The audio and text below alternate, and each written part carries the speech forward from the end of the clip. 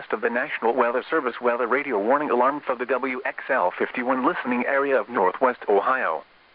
During potentially dangerous weather situations, specially built receivers are automatically activated to warn of the impending hazard. Tests of these receivers are normally conducted by the National Weather Service every Wednesday between 11 a.m. and noon.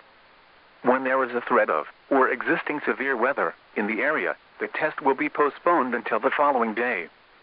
This ends the test of National Weather Service weather radio warning alarm.